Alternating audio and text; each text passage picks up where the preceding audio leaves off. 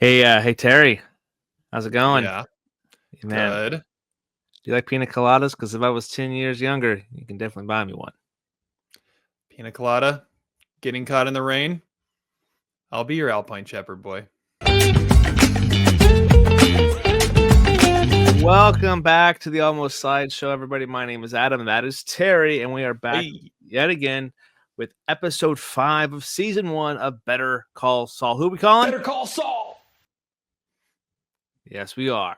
And this one is called Alpine Shepherd Boy. Really excited to dive into this episode, but really quick, some quick housekeeping. He never appeared in this episode, but his name did appear in the credits. I got called out by Todd. Michael Mando, who plays Nacho. I recognize this actor from the Far Cry 3 video game, Far Cry series. He is fantastic as Voss in that game, and Well, you do now that Todd called you out on it. Yeah, well, because right when he said the game series, I knew exactly who the character was. I just never put 2 and 2 together, even though I looked at his IMDb page on the episode when he was in. So I just never scrolled that far. So that's minus a point for me in the standings. Anyway, we're really excited to talk about this episode. Yeah, Todd reached out to me too and said that our last episode was possibly the most random sideshow we've ever had. Has no idea who that guy is in Gone in 60 Seconds, by the way. But right. It might. I have a feeling it might inspire a mass rewatch of Gone in 60 Seconds across the Almost Sideways community. So, yeah, the 4 of us. Yeah, the last week was a fun episode, if I remember correctly. It was a while ago, but it was also not that long ago. So it's a fun episode. Yes. Well, let's talk about this one. Shall we hop into it? I think we shall. Let's do it. All right. Better Call Saul, Season 1, Episode 5 is entitled Alpine Shepherd Boy. Oh, yeah. It debuted March 2nd, 2015, by the way.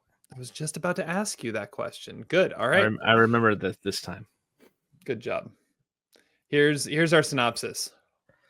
What are the ramifications of Jimmy's big swing when he saved the life of a poor fellow con man dangling from a billboard? Well, for Jimmy, it means business. Kind of. He makes several house calls to check on people who are interested in his services. One guy wants to secede from the union. Another guy wants to encourage his kids to potty train by having a computer talk dirty to them. Yeah, Chandler, you big boy.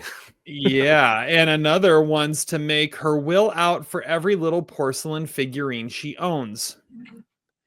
Jimmy starts to think he might have a knack for helping senior citizens. Senior law. So he brands Jell-O cups in retirement homes and wanders the common areas wearing a suit inspired by every senior citizen's favorite senior citizen lawyer, Matlock. Things are looking up for Jimmy, but that wasn't the only byproduct of that little stunt. Chuck's freaked out neighbor across the street called the cops after he stole her paper and left a $5 bill. After Chuck refuses to open the door, they notice the breaker box destroyed and cans of camp fuel. They call that enough probable cause that something could be wrong.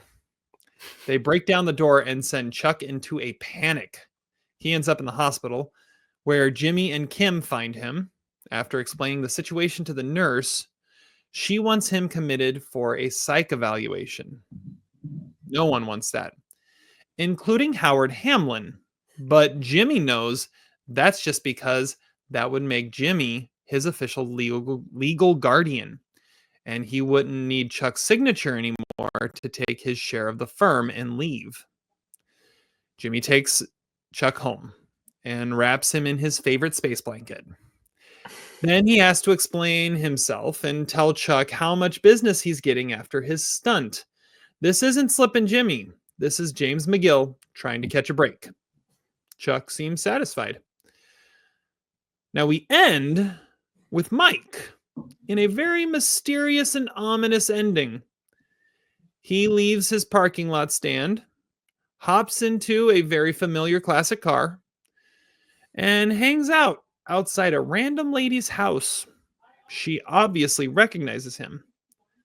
And then he's met at his front door by a gaggle of cops that he recognizes and that also recognize him. There you go. A gaggle. A gaggle of cops. Great. I always thought Matlock was I Kathy. think that's the official title for it, right? Yeah. Yeah, I think that checks. Hey, fact checker, check that fact real quick. Yeah. I thought Kathy Bates was Matlock. I see what you did there. Yeah, this was a fun episode. A lot of familiar faces. Some award nominees are also in there. Pinot nominated actress. Really fun episode. I do feel though this is out of the 5 episodes, my least. The least in, I don't know. It's near the bottom of my Saul ranking. I just feel like that's the brother stuff at the hospital. It's like, okay, I want to see the progression, and obviously, we talked about Calm Before the Storms, and I think this could be one where his brother has to play a pivotal part to the story, and so you're kind of shedding light more on this illness, this allergic reaction to electricity that he's having, Chuck's having, that it has to have some kind of focus on it. So, and seeing the stress and seeing more of the Howard Hamlin's kind of interactions there. So, while that kind of stuff, I was like, it felt like a drug a little bit. It's still interesting to see like that, even though Saul or McGill.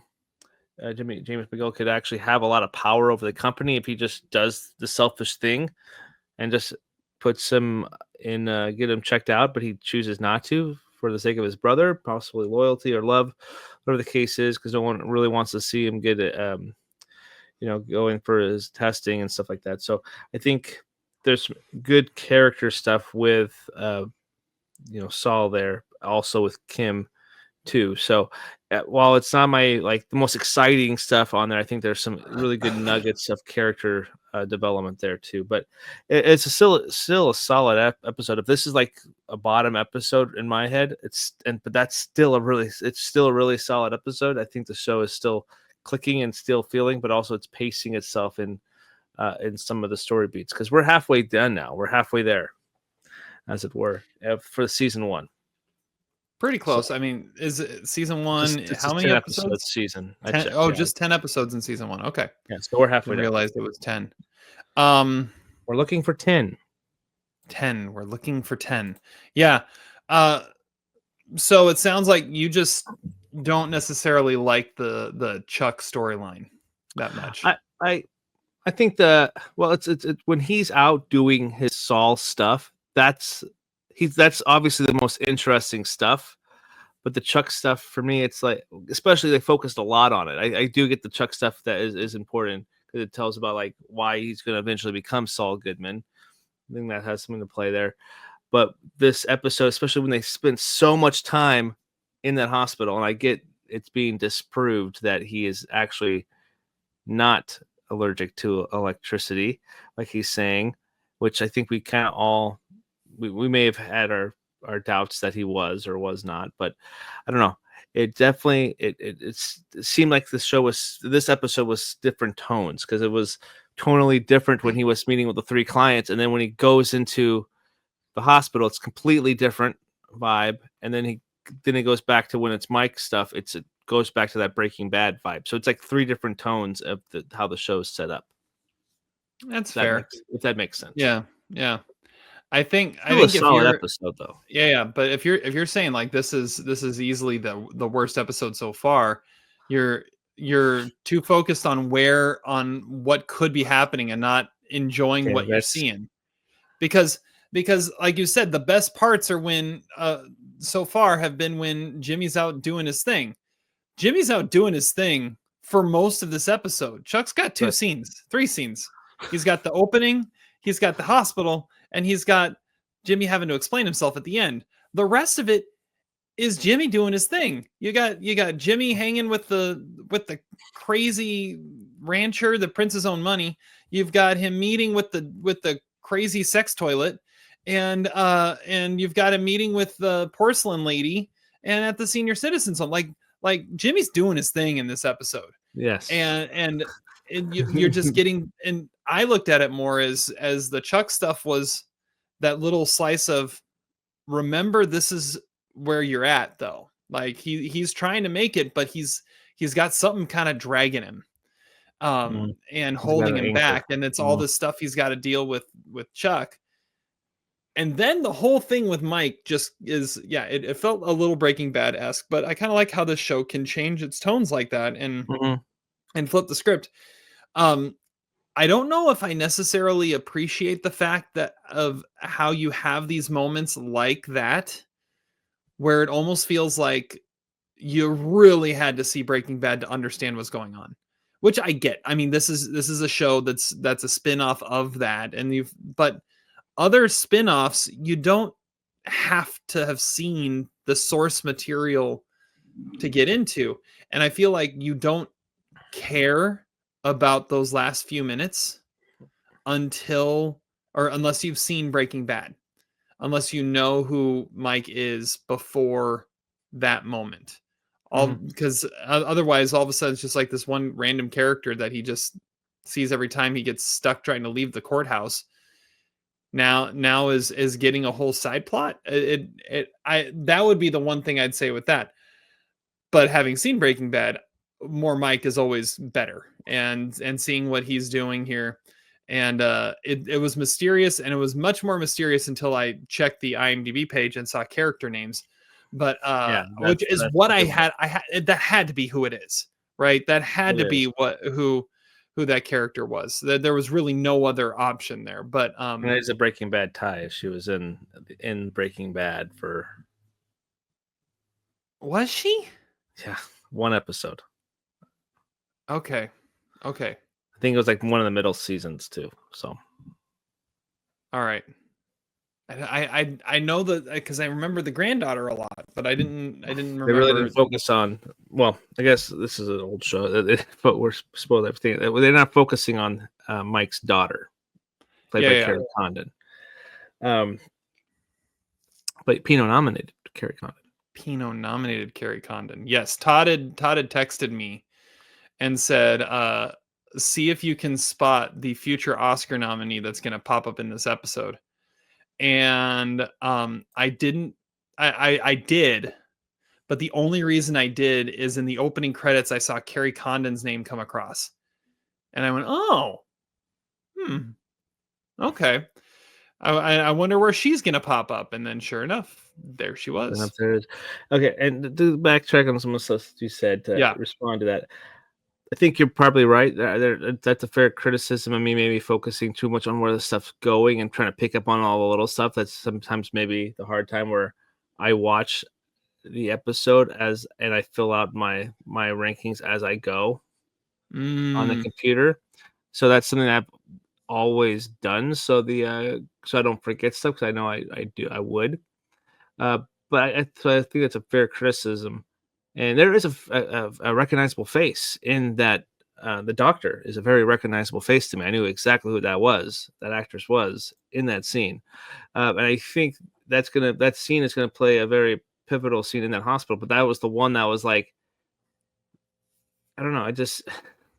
Maybe I just don't care for the Chuck character. That could possibly be it. Because you could just see it's like he's just the anchor holding back Saul from becoming who he's meant to be. You don't like Chuck. That's just where we're at. I get it. It's fair. Up Chuck. But anyway, I think it's a like I said, don't think this is a bad episode whatsoever. I think this is a pretty solid one. But out of the 5 episodes we've seen so far, it's I remember the other stuff more, and I enjoyed those ones a little bit more. But at the same time, still a solid episode. Though. I just don't like the Chuck hospital bed. It's not hashtag Chuck in the wild, okay? That's our thing. That's not his thing, okay? Stay in your house. All right. Well, let's get into this. Let's get to best scene. And you're going to love this because I wrote 2 scenes down, and they're the 2 scenes with Chuck. They're my 2 favorite scenes of the episode. I think the hospital scene is really interesting. Oh, Adam disappeared. Yeah. I think the hospital scene is really interesting because you have you see to what lengths Jimmy is willing to go to accommodate what is going on with Chuck. Like, he has security in the hospital called on him because he's trying to bust out all the lights and is throwing the nurses out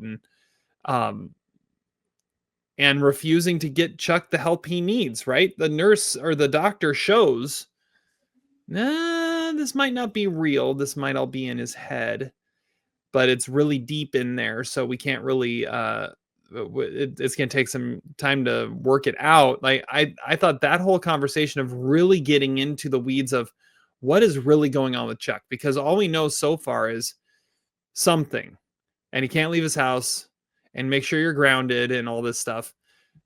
Now we actually get an idea of what is actually going on here. And I thought that was a really interesting one. The other one I thought was interesting was the opening scene, the raid of his house, and watching him have to deal with the fact of, oh crap, the police need to get in, and he's a lawyer, and like the best lawyer, and doesn't know what to do about it. And he's stuck, and he can't figure it out until he actually has to, until they have to break down the door. I thought that was fascinating too.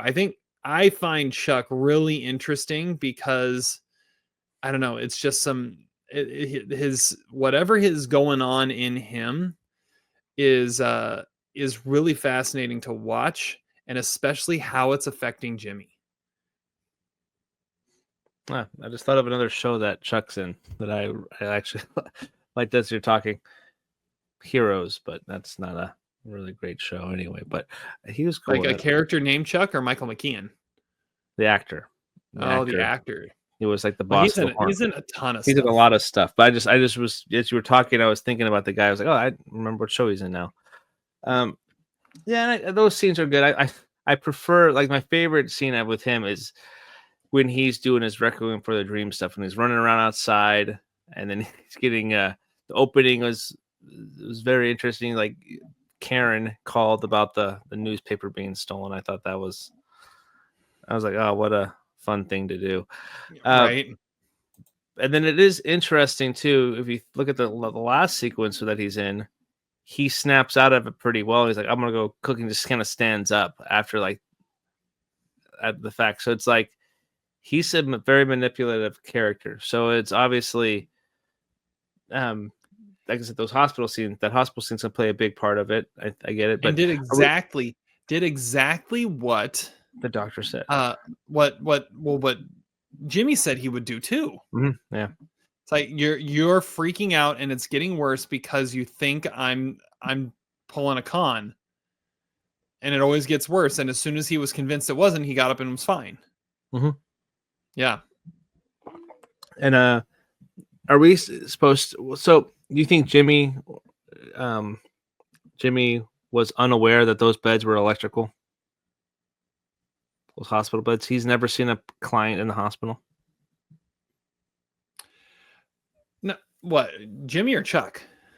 So Jimmy, when she's like, that was an awful trick. Like, did he not, like, Jimmy had to be shown that bed by the doctor was actually electrical. No, she turned it on.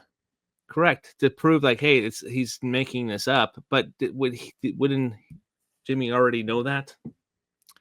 Yeah, but the idea was that she was turning on some electricity right underneath him, and the fact that he wasn't aware of it meant that he didn't react to it, meaning he doesn't actually have the allergy. So he said it was a dirty trick because he noticed that she did it without Chuck noticing to see if there was a reaction to it. That was a dirty trick. It wasn't that he knew that the didn't know the bed was electrical. It was that she was trying to test his allergy.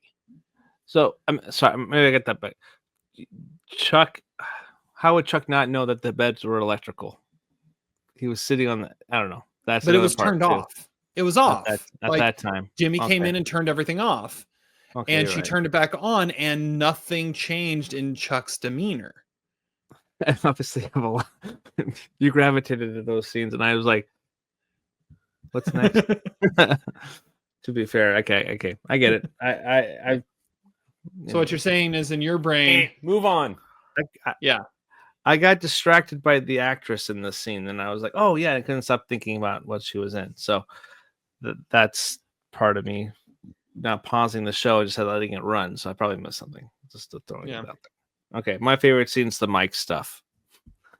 The Mike stuff is very interesting, especially when like his daughter pops up. I think that's pretty cool. The other detective, which we don't, he's a recognizable face too. Mm-hmm. Barry Shopka Henley. He pops up there. Don't necessarily know what that's implying. Is it something back in Philly or what's going on there? Because they say you're a long way from home. That's cool stuff there. And I think the payoff of this entire 5-episode run so far is that he finally got proper validation. That's the best Finally part. had enough stickers. Mm-hmm. He got enough stickers. That's awesome. But why was he at court? Because last scene that we saw him in, he was at the nursing home, and it cuts to him leaving. And I'm like, wait, the courthouse. That don't make sense. But whatever. I mean, cool. He still has clients. There's probably other. He's got more clients now.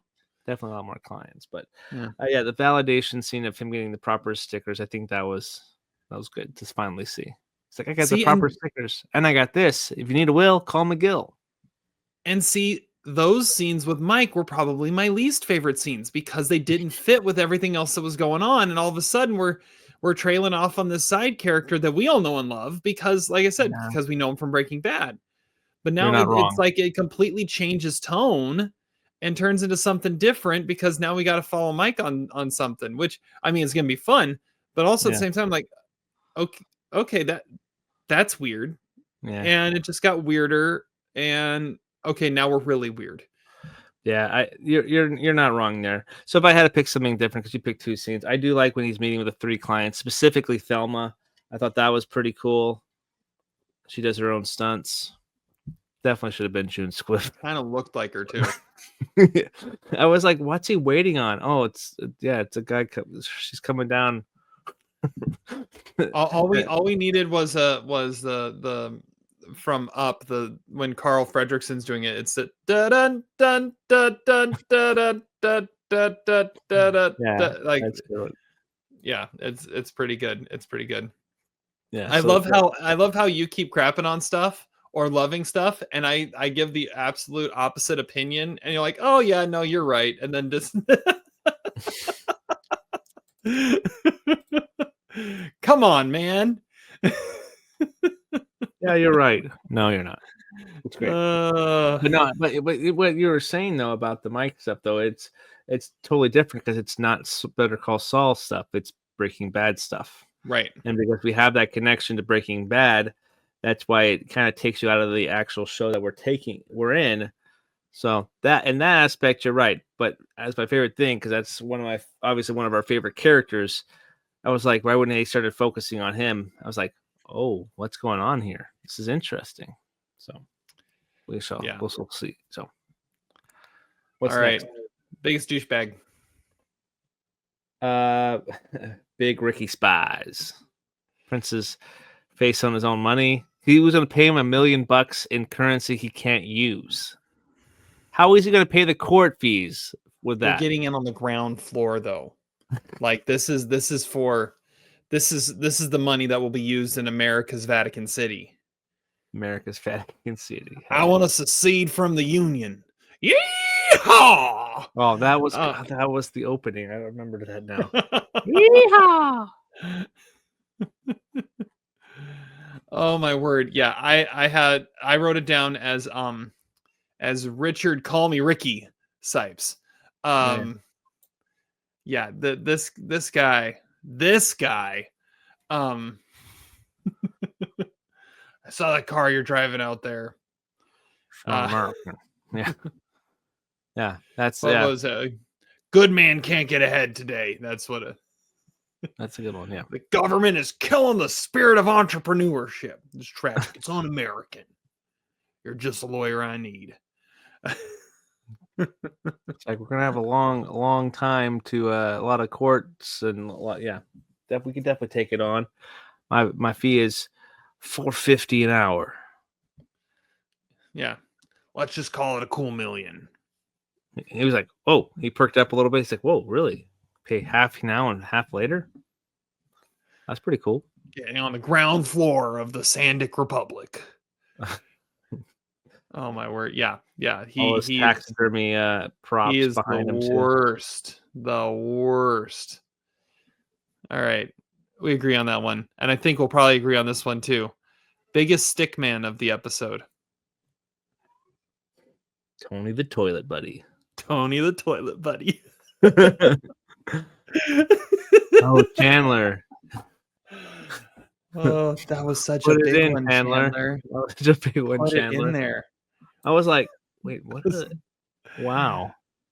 I was trying to write some of them down. Oh, Chandler. Oh, Look we at have a this toilet on the screen Look now. at this porcelain, Chandler. Look, yeah, put it in, Chandler. Oh, and I just realized something too. Did you realize the name? Oh, I guess it's. Oh, I wrote it wrong. That's funny. So the dad's name is Roland J. Cox. And I wrote it down as like J apostrophe Cox. Yeah, it's not. But his last name is J Cox. And but it's still bad. It still doesn't help the fact that his that he made a toilet buddy. Oh my, that's it. Wow, that's a big one. I want it all. Could be popular in Pacific Rim nations. Yeah, that's a good point. Great point. It's made for children. Well, Viagra was made for hypertension, so. Mm-hmm. And then what was the one he oh, Chandler, give me more, Chandler. Is that corn, Chandler? When he's referencing, is that a nugget of corn? Is that a nugget? She's like, "Oh, stop it!" Yeah. She's painting the nails. That's good. And he's painting the nails. Best new face. We got a bunch that we've been talking about. Okay, well, let's talk about Jay Cox himself. Do you recognize that guy, Tim Boltz? I didn't get a chance to look that closely at him, but he's very recognizable. He's going to be he plays in this awesome show called The Righteous Gemstones, which has its final season coming up very soon. By the time you listen to this episode, Gemstones. By the time you listen to the show, the first episode have aired. So the final season. That's a really funny show. So I recognize that actor right away. Okay. So we've mentioned Carrie Condon, obviously. Carrie Condon, yeah. Which, for future Oscar nominee popping up here. And it was one where she's going to pop up later. She's going to have a bigger role later because you don't have a 5-second part and your name in the credits. So she'll be popping up. The other one I want to talk about is Detective Sanders, played by Barry Sabaka Henley. Mm-hmm. When he's one of those guys, it's just that face, like that face, right? Mm-hmm. When you see that face, what do you think of? Rush Hour. See, I instantly thought Collateral. Yeah, that's the two. I wrote that. That's the two movies I wrote down too. Mm-hmm. Instantly thought, he's the guy who played with Miles Davis. And I know everything there is to know about Miles Davis, and Vincent shoots him anyways. That's the one. I don't even remember him in Rush Hour, but it's been a while. He was one of Chris Tucker's boss, I believe, or something like that. Oh, okay. With Chris Tucker, yeah. He's in The Terminal too. Yeah, I forgot Terminal. He's in The Terminal. Wow. Wow. He must be one of the other one of the employees. Yeah. Oh man, I need to watch The Terminal again. I watched that. Stanley Tucci. There's a lot of people in that movie. Dude. Very deep diveable characters movie. Diego Luna. Zoe Saldana's in that movie. Oscar winner Zoe Saldana. Man. Yeah, I need to watch The Terminal again. I own The Terminal. I love that movie. I believe Diego Luna and Zoe Saldana had a relationship in that movie. Oh yeah, I remember Diego Luna, but I never figured out that it was Zoe Saldana. Yeah, man, that's pretty solid Spielberg. Yeah, that's a good one. That's a good one. Also, Marla Hooch's dad is in it too. I just saw here too. There's so many. Hooch. Oh yeah, and this guy too is in it. Jude Cicchelella, who is he's in a. I recognize the face, but the main thing I know him from is he is the detective in Glengarry Glen Ross. It's like, is this Levine? We've gone on to 3 different layers now. Yeah. We're deep in the layers here. Anyways, Kevin Bacon at the 6 Degrees of Separation. Exactly. I like that actor though, Barry Sabaka Henley. He's good. Yeah, he's good. Some of the actors that I recognized is Dr. Laura Cruz, Clea Duvall, who plays in one of my favorite 98 films of all time, The Faculty. Yeah, gotta talk about The Faculty. She's awesome. She's one of the she's like kind of the she's the Julia Stiles from 10 Things I Hate About You type of character. She's the badass chick there at the school that kind of people, she's like the loner character there.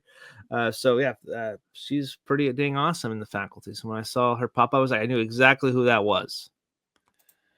Yeah, I going back and looking through, I remember her face from Argo. Yep, Argo too. Yeah, she was in that. Mm-hmm. And our favorite inside joke, Conviction, apparently she's in as well. So what's that one about, Adam? About Hilary Swank? It's about Hilary Swank and Sam Rockwell. Okay, well, favorite minor character. It's an inside joke I don't even know.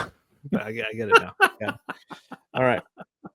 Favorite minor charlocker. You didn't even recognize it when I said it. That's hilarious. Well, then you said, "What's that about?" Then I was like, "Okay, low hanging fruit. It has to be." It is the movie where Hilary Swank becomes a lawyer to defend her brother, played by Sam Rockwell. That's the movie. Okay, that's the movie. And apparently Clea Duvall is in it too. Well, it must be good. Conviction. All right. Conviction. Okay. All right. Anyway, my favorite minor character is Miss Strauss, played by Carol Herman, because she does her own stunts. Yeah, I had her written down too, because I mean, why not?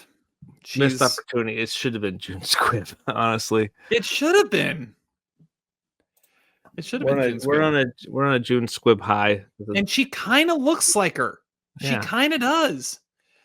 Yeah, so I'd go with that probably. She has that aura too. Mm-hmm. Yes. But am I kind of wrong about the stickmanness of Tony the talking toilet? Like the toilet buddy? Like that's an awesome minor character. The toilet buddy. It's true. It's true. Do we have we don't have who's the voice of the toilet buddy? Because it sounded that's what familiar. I was just looking for. We don't have a voice of the toilet buddy. Because live Google quiz, who plays the voice of Tony? Because it sounded familiar. Who's the voice of Tony?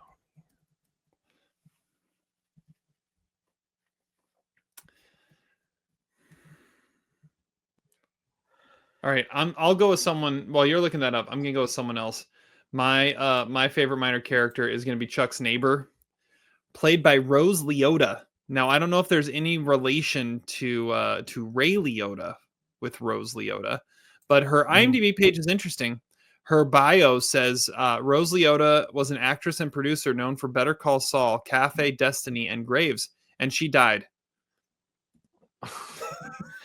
She doesn't have a birth date on here. She just has a death date. She always was, and then died. So, not that far from when Ray Liotta died. So she died September 20th, 2023. When did Ray Liotta die? This is fascinating. I love how we go on our random little dives now. All right, May 26th, 2022. Okay, so they're about a year and a half apart. So I was gonna say, was there some sort of connection here between Ray Liotta and Rose Liotta? But no, never mind. She's cool though. She doesn't say anything. She doesn't do anything other than look out her window shades. I'll go with that since you went with the one I had. All right, let's keep this moving. I honestly, there's nothing on that. All right, it might just be a computerized voice. Yeah, okay, but it does sound like it's. What's that? Have you seen Baby Stay Out? Nope. Oh well, never mind then, because there's a detective that has like that kind of stuff. Never mind. We're done. Moving on. Yeah, we're way deep in the weeds on this one. Best Saul one-liner. Well, you already stole one of them. Viagra was created to cure hypertension. That's a great one. But I think the best one-liner is, only half of us are idiots. The other half are crooks. Oh, and he followed it up with another one. What was the one he said right after that? It was only half of us are crooks. Oh no, because that was right after she said, "I thought all lawyers were idiots," and it was after that the I'd buy you a pina colada. That was good. My line is the one that comes immediately after the Viagra line, when he says as he's leaving, "I hope you make a fortune on that because Chandler's going to need a lot of therapy." It's a good one. Who do you think is? Oh, I wonder. Oh man, we're getting too many tangents. No more tangents. I was like, what does the kid look like? Anyway, we're done. That's a great question. What does little Jaycox look like? And what does his wife think about it? I don't know. The one other thing I'll throw out there that were Mike one-liners is the pseudonyms he gave Mike. John Wilkes Booth Tarkenton. That was pretty good. Like, he was in a good mood that day. Yeah, that's good. And then how did Mike respond to it? Reading a book on parking lot rules. It's pretty simple. Most get it on the first try. Doing elder law now, so if you know any elders, if you know any elders, it's good. And then have a good night. Couldn't have a bad one if I tried. There's some great lines in that one. So talking about McGill here, Anita Will called McGill. He dressed like Matlock. How close of a toss-up was Perry Mason in this conversation? Perry Mason and Matlock could have both been choices for his look. Oh, no. It's got to be Matlock. Andy Griffith. Okay, I guess Perry Mason would have been even before this time because that was still in black and white. So yeah, I mean, people watched Matlock because it was the Andy Griffith. But Matlock, like, yeah, they love Andy Griffith, so that's the one they were gonna watch. It's my dad. Best Breaking Bad reference. All right, what do you have? Because I have one that I was like, I couldn't find one for a while, but I was like, I have a feeling this is more like speculation. Mike's car. Well, that's mine. That's not mine. Okay, it's Mike's car. That's my favorite on this one. Mm-hmm. My thing is that Mr. Bell, Salamanca, was at that freaking that guy's. I thought the same thing. I did think the same thing. There. That's the same place. It's got to be the same place. He just was not watching his shows. Oh, he wasn't there yet. He wasn't there yet because Tuco was still alive. Well, Tuco wasn't even watching him yet. Yeah, that's right. But that's the same place. That's where my mind went. I was like, that's the same guy? The same guy. That's the same place though. That's awesome. I thought the same thing when they showed him, like, oh, that looks like the same place that the Tio was at. That Hector was at. Yep. I like that one too. That's my place, yeah. All right. Any problems or anything outdated? Or we want to just skip to the next one? No, we need to talk about Kerry Condon. Why would you back out of your driveway when your driveway was a full pull-through driveway? Ooh, I didn't even notice that. They panned out because Mike had to go the other way, and they show the whole entire front of the house, and it's clearly a pull-through driveway. But you chose to back, not a busy street, mind you, but still, and yeah, you had a pull-through driveway. It's a fair point. I didn't even think about that. All right, midlife crisis moment. Oh crap. Want me to go first? Preferably. Okay. I'll go Oh, I first. forgot about this. I totally forgot It sounds that line. like I did. I totally forgot about the line. All right, midlife crisis moment. I have I teach middle schoolers. There are moments I don't catch the double entendre right away. Oh, nice. And you got to be like, "Oh, no, that did not sound good." or I hear kids say it and I stop myself and be like, "Anybody else catch it? Anybody else catch it?" Try not I to laugh. can't laugh. But no, I'm not. I don't have to make a big deal about this. Moving on. Okay. And then there's sometimes like everyone does catch. I'm like, no. But yeah, not catching the double entendre right away. That's a thing. I like make a point to like, I my brain screens what I say before I say it. I'm like, yes, say it the way that couldn't be taken wrong. Yeah.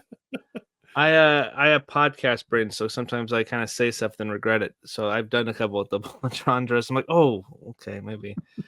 At least you guys laughed, but that's good, I guess. You always left me satisfied. So Yeah, well, that's good. At least somebody says that. Midlife crisis moment. You know, he knew some Viagra facts, so it's a guy who's probably knows a thing or two because he's done a thing or two. I don't know. That was my my going on the fly. This your confession moment here, Adam? LVP. Wow. That's what you came up with. Okay. Well, okay. About the characters in the show. Oh, yeah, and how you can relate to them. So maybe yours is how you don't notice the double entendre of what you're saying and the meaning of I think let's go, but how do we edit this live? Oh boy, we might need to cut this out. Maybe I sure. My bad. Wow. Your shirt is a lovely shade of blue today. I just wanted to point that out. My face is bright red. Your face is red. Your shirt is blue. Does your wife listen to this one? LVP. Listen, don't laugh. Don't laugh. LVP. Wow, I put Chuck down. I know. I LVP is that Chuck gets mistaken as a tweaker. That's kind of funny. So, but you're kind of going the same place. My LVP is Albuquerque Police. Like that's not breaking down the door worthy. Come on, guys. Yeah. Oh, I thought of something too. How like tear resistant are those space blankets? Because if you got tased while in that blanket, like that's strong fabric. I mean, they built them for the space shuttle. Yes, but I never seen one, so that's just a question. That's not even a flaw, really. Yeah, it looks like tinfoil, but I don't think it is. Yeah. All right, MVP. I have my MVP is Jell-O cup ads. Like that's genius. Like I saw him like that is a brilliant move right there. Just beautiful. Oh, wait a second. His ad was on the cups? Dude. Oh, it's at the bottom of the cup. Eat to the bottom. Oh, he made a reference to eating the bottom of the cup. I didn't catch that. It said on the it had his face with Nita Will Call McGill at the bottom of the cup. They finished the Jell-O cup and there would be his face. It says Nita Will Call McGill, and every senior citizen, if they could actually get into the cup because those are impossible to open, they would eat the Jell-O and see his face. My conspiracy theory now is I think Tevin from I Love You Man has gone to the Saul Goodman School of Advertising. I think I pissed on you on Bennigan's. Saul Goodman's definitely going to be on a urinal cake. That's a good call. That's a good call. Yeah. My conspiracy theory is you just didn't watch half the episode. I fell asleep during half and it's still 3 stars. Yeah, there you go. No wonder it's the worst episode so far. What's going to happen next? There's a twister going on in my town. Okay. No, MVP. Your disses of me is pretty solid today. Okay. No, my MVP, Elder Law. Elder Law. Elder Law. What's happening? Idea. Yeah, what's happening next? Honestly,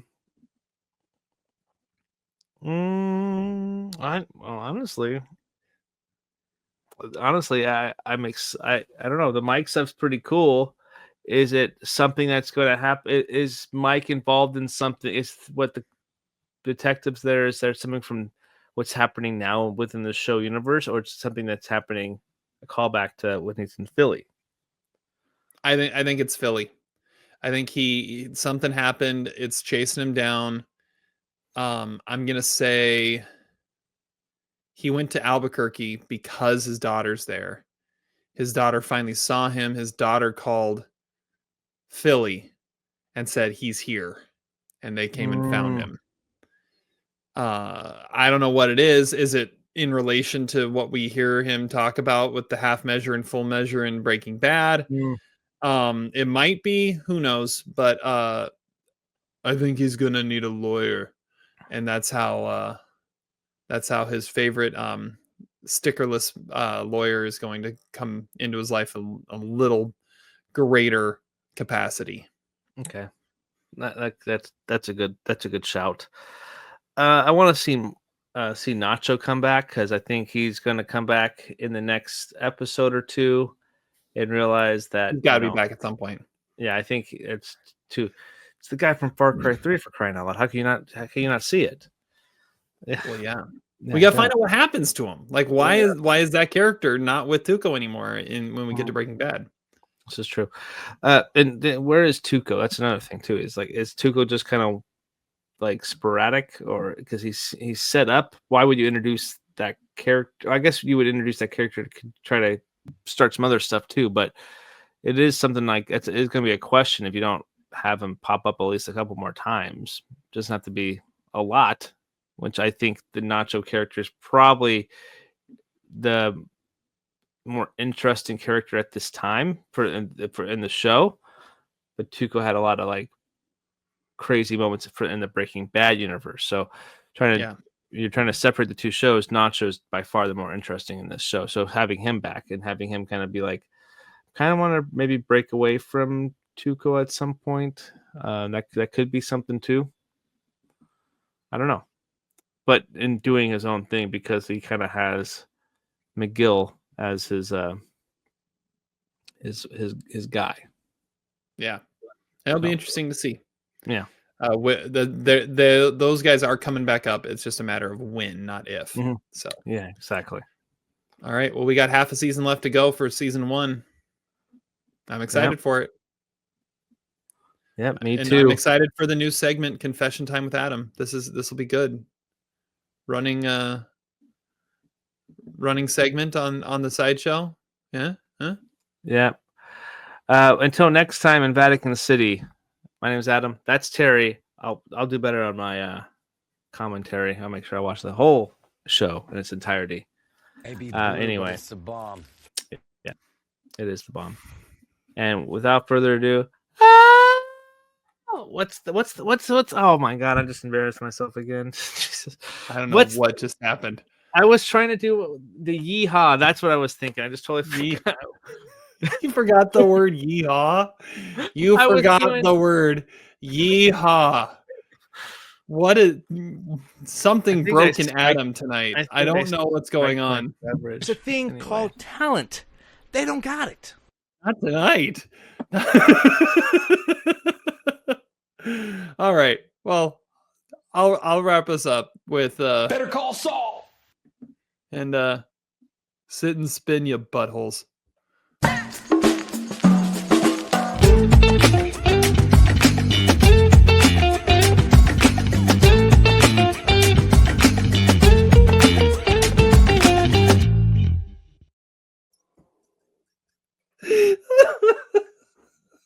Sometimes you just listen to something and you're like, where did the talent go? I don't know what happened. Like I brain farted mid yeehaw, and I was like, what are we doing? Because the thing was, I was trying to do like the mariachis like scream, the mariachi band scream, and I was like, wait, no, that's not it. And I was like, oh, what does he do again? Anyway, it's super. It's even better when you explain why you messed up. It's better. It's even more funny. Maybe blue, but it's the bomb. See you next Christmas.